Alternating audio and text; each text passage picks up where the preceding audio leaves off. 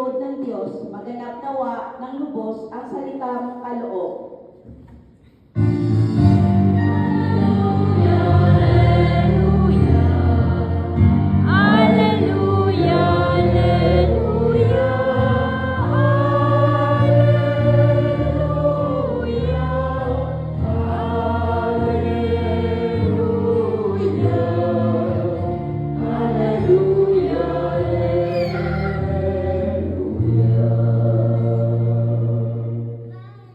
Sumainyo ang Panginoon. At sumainyo rin. Ang mabuting balita ng Panginoon ayon kay San Lucas. Papuri sa iyo, Panginoon. Hindi nagtagal at si Maria ay nagmamadaling pumunta sa isang bayan sa kabululan ng Huda. Pagdating sa bahay ni Zacarias, dinating niya si Elizabeth. Nang parinig ni Elizabeth ang bati ni Maria, naggagalaw ang sanggol sa kaniyang tiyan. Napuspos ng Espiritu Santo si Elizabeth at buong galak na sinabi, "Pinagpala ka sa mga babae at pinagpala rin ang dinadala mo sa iyong sinapupunan. Sino ako upang dalawin ang ina ng aking Panginoon? Sapagkat pagkarinig ko ng iyong bati ay nagkagalaw sa tuwa ang sanggol sa aking tiyan. Mapalad ka sapagkat nanalig kang matutupad ang ipinasasabi sa iyo ng Panginoon." Ang mabuting balita ng Panginoon. Pinupuri ka namin, Panginoong Jesucristo. Magsiupo po ang lahat at makinig sa habiliyan. Magandang gabi po sa ating lahat. Nasa ikapitong gabi tayo ng ating pagkasama-sama sa panalangin, pagninilay at pagbabaginan sa hapag ng Eucharistia. Napakabilis ng mga araw. Ilang tulog na lang, gigising na naman siyempre. Ilang tulog na lang, Pasko na. Bago ko makalimutan, welcome po sa aming pagdiriwang pamilya at mag-anak ni Luigi. Chris Luigi, Austria. Happy Lola. Happy Tita, ganun pa. Magkakatid po ba kayo? Magnanay. Ilan po ba sila, Luigi? Tatlo po. Tatlo. Okay. Sila ay galing sa Como. Mr. and Mrs. Lala Austria at si Angelica ay kasama. Siyempre, ang lolo ay kasama pang naglilipid sa handaan. Ano?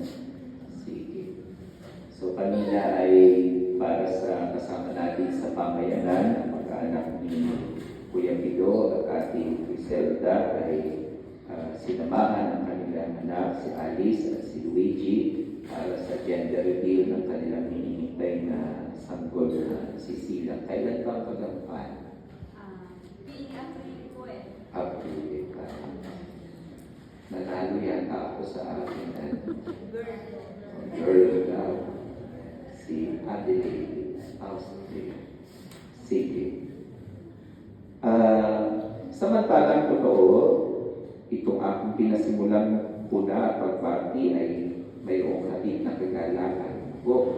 Dahil tuwi na mayroong pangako o balita ng isang titintong pagsilang ng panibagong buhay, talaga namang mayroong inihahatid na saya at gala.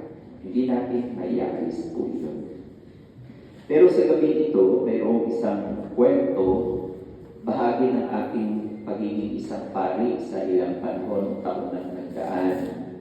Maraming pagkakataon, may mga sanggol na dinadala sa akin na ang tawag ay agaw buhay.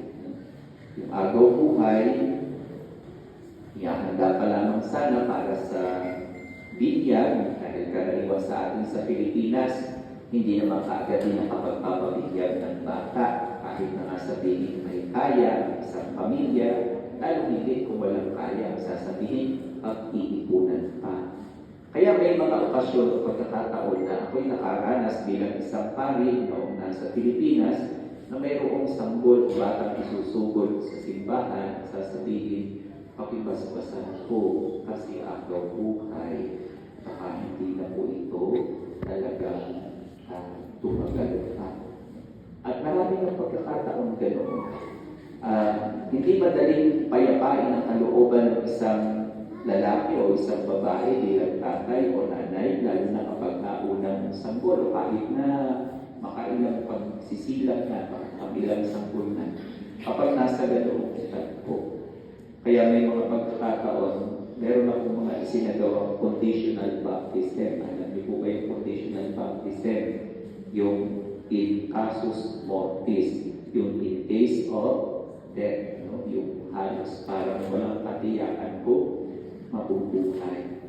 May mga pagkakataon, kalulupot ng balik-tanawan, pero nangyayari talaga pagkatapos na mabuhusan tubig, mabinyagan, hindi naman tumatagal, pumapana.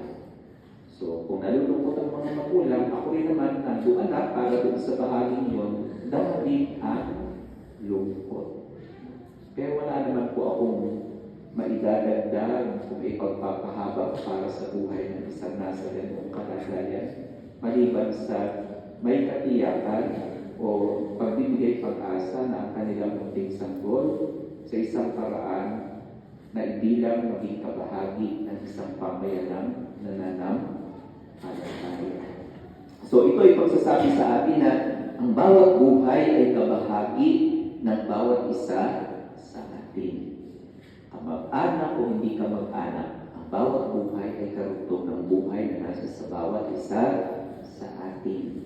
Kaya, ang ating pinakinggang mabuting balita para sa gabi ito ay maikling na bahagi ng pagbasa na ating napakinggan na rin naman kagabi, pagdalaw ng mahal na Birhen Maria sa kanyang kamag-anak at sa kanyang pinsang si Elizabeth. Kung saan, tinampok dito ang pagtatagpo ng dalawang naghahanda na maging ina para sa mga sanggol na kanilang isisilang.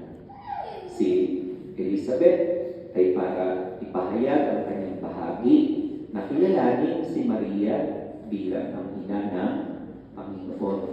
At ang sanggol na nasa kanyang sinapupunan, si Juan Bautista, nagpahayag din ng pagkilala sa Mesiyas na ililigtas na kanyang paglilingkuran sa may galak nitong paggalaw sa sinapupunan ng kanyang ina, si Elizabeth. Siguro, ang lola kanina, hindi po ba ninyo ang tiyan ni Alice? Gumalaw ba? Hindi ko po alam na, pero sabi ko niya gumagalaw niya. Aba. Pero kahit na habang hindi pa ninyo naramdaman, pero kapag humipo kayo, isip ninyo, naku, nakikipag-usap na sa akin yung ako ko. Meron na bang Christmas wish yun? Baka nag-wish na narinig. So, mayroong pagkakilala si Juan Bautista, bagaman hindi pa siya isinisilang ng kanyang pagtiklag, pagdalaw sa sinapupunan ng kanyang inaypahayag na kinikilala ang Mesiyas na kanyang paglilingkuran ay narito at kinatagpo ang kanyang ina at maging siya na magiging bahagi ng gawain at misyon ng isisilang na nagpagligtas si Kristo. Sa ganitong paraan, pinakikita sa atin kung papaano ang bawat buhay ay mayroong pagkakaugnay. Lalo na po ang buhay na ito ay pag-ugnay sa buhay ng Diyos, pag-ugnay sa buhay na nasa kay Kristo. Kaya tayong lahat na naririto, halimbawa sa gabi nito ng ating pagdiriwang, napansin ninyo, bago nagsimula ang misa, sa bawat pagkakataon na nagsisimula ang misa, kung may mga panalangin at intensyon, may mga kahilingan, para sa nagdiriwang ng kaarawan, para sa nasa kalagayan ng karamdaman, para sa nagnanais na magpahatid ng pasasalamat, at iba't iba pang mga intensyon.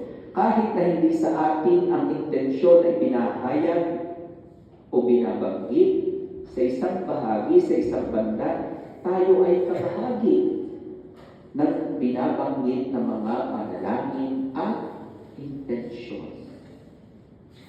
Dahil sa katotohanan ang ating sa pagkatao ng bawat isa.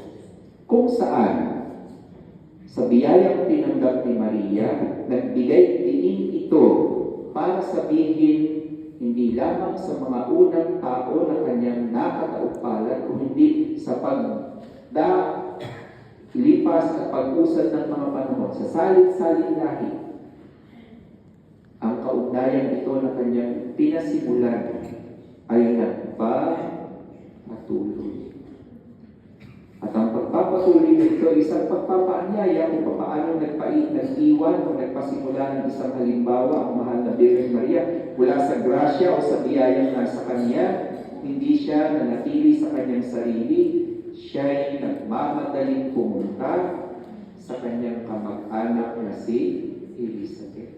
Para ipagdiwang ang biyayang nasa kanya at ang biyayang nasa sa kanyang kamag-anak at sa kanyang pinsang si Elizabeth. Hindi yun lamang dahilan ng kanyang pagdadalang tao, kundi ang mas malaking kaakibat nitong katotohanan na sa kanya ay nagpasimula, naganapin ng Diyos ang kanyang gawain ng pagbiligtas. Kaya ang kanyang pagtungo sa kanyang kamag-anak na si Elizabeth ay upang sabihin dito, narito ang tagapagligtas. Aking tinanggap at aking ibinabahagi sa iyo.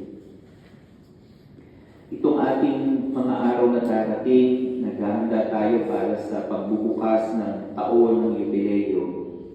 Paglalakbay ng may pag-asa. Si Maria mula sa kanyang tahanan, naglakbay patungo sa tahanan ni Elizabeth. Taglay ang pangako, ang pag-asa, katuparan ng pangako, ang biyaya, ang umaapaw na grasya. At taglay din doon ang kaganapan ng inasahang kaligtasan. Kaya ang bawat paglalakbay ay inaasahang maghatid o magdala ng pag-asa. Gaano po kalayo ang po dito? 5.5 po, pero dahil nilipid po tayo sa mga opikulita ng pahinga, mga 6 hours po. Ang habang oras ng paglalakbay, hindi po habang nasa biyahe, inaasahan nyo darating kayo ng nasa oras, darating kayo ng payapaan, at umaasa kayo na may maabutang pagdiriwang ay tunay lang mayroong dalang saya at kagalakan. Ang taon ng Yubileo ay ganitong nagpapaanyaya para sa atin. Maghatid at magdala ng pag-asa. Maghatid at magdala ng kagalakan. Maghatid at magbalita ng patuloy na pagliligtas ng Diyos. Bukod lamang, hindi lamang para sa sarili, kundi para sa iba at para rin sa lahat. Marahil, ang mga araw na darating, ang ilan sa atin ay gagawa ng mga pagdalaw, mga paglalakbay. Sana, maliban sa dala nating saloobin at damdamin na magdiwang ng panahon ng kagalakan ito, ng kapistahan, hindi lamang ng pagsasaya o ng party, kundi lalong higit paglayin natin sa mga pagdalaw, paglalakbay na gagawin natin ang pag-asang hatid ng pagliligtas ng Diyos. Katulad ng ginawa ni Maria, biyaya para sa Kanya, biyaya para sa iba, biyaya para sa ating lahat. Tatayo tayo para sa mga kahilingan.